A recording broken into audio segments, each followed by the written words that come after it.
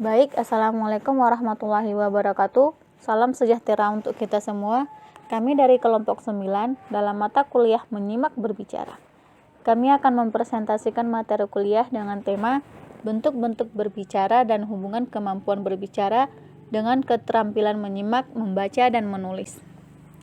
Adapun kelompok kami terdiri dari Adil Ahmad Fauzi, Fatia Firziaulia, Mei Santiwarasi, Nova Anggreni, dan Usep Wawan Setiawan. Bentuk-bentuk berbicara. Pengelompokan berbicara dapat dilakukan dengan cara yang berbeda, tergantung dasar yang digunakan. Pengelompokan berbicara sedikitnya dapat dilakukan berdasarkan 3 hal, yaitu situasi, keterlibatan pelaku, dan alur pembicaraan. Berdasarkan situasi, berbicara dapat dikelompokkan ke dalam 2 jenis, yaitu A. Berbicara formal, yaitu kegiatan berbicara yang terikat pada aturan-aturan, baik aturan yang berkaitan dengan tata krama maupun kebahasaan. B. Berbicara nonformal, yaitu kegiatan berbicara yang tidak terlalu terikat pada aturan-aturan, kadang-kadang berlangsung secara spontan dan tanpa perencanaan. Berdasarkan keterlibatan pelakunya, berbicara dapat dikelompokkan ke dalam 2 jenis, yaitu 1. Berbicara individual, yaitu kegiatan berbicara yang dilakukan oleh seorang pelaku pembicara, misalnya pidato.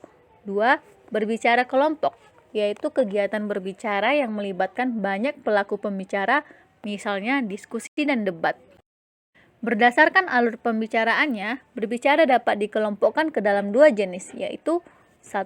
Berbicara monologis, yaitu kegiatan berbicara yang dilakukan searah, pesan yang disampaikan pembicara tidak memerlukan respon dari pendengar, misalnya pidato dan pembaca buku puisi. 2. Berbicara dialogis, yaitu kegiatan berbicara yang dilakukan secara 2 arah.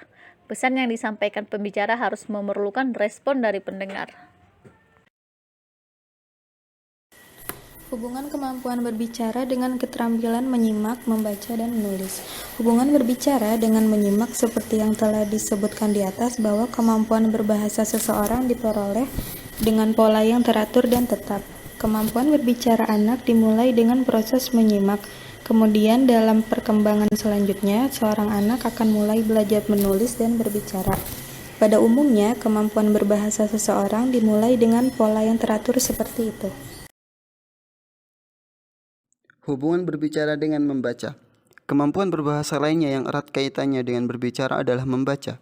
Membaca merupakan keterampilan berbahasa yang bersifat pemahaman. Untuk memahami sesuatu dapat dilakukan dengan proses membaca. Bahkan, dalam ilmu penafsiran ayat-ayat keagamaan tertentu, berkembang suatu perluasan makna membaca, yaitu membaca tidak hanya dibatasi oleh pengertian yang berkaitan dengan huruf sebagai objeknya, tetapi juga dapat diartikan sebagai proses memahami gejala-gejala yang terjadi di alam sekitar. Akan tetapi, pengertian membaca dalam pembahasan di sini menggunakan pemahaman yang pertama, yaitu membaca dengan objek huruf.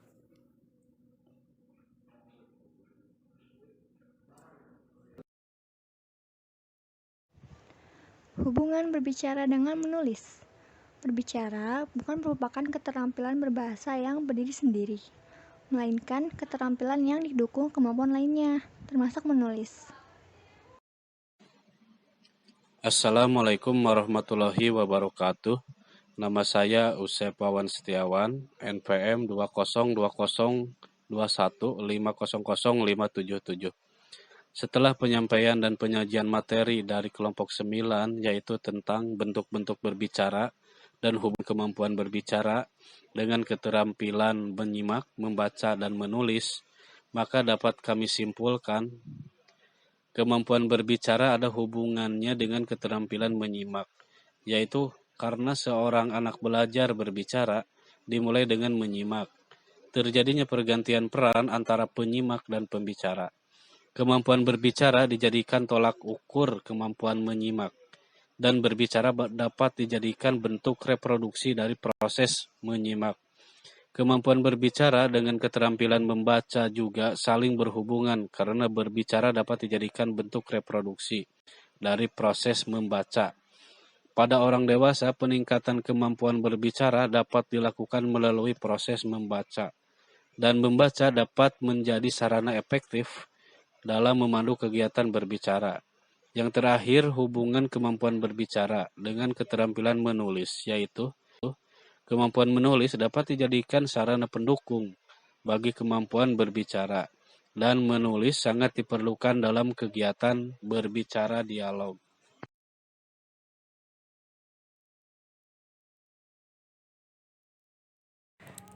Baik teman-teman, sekian dari materi presentasi kami. Jika ada pertanyaan dipersilakan.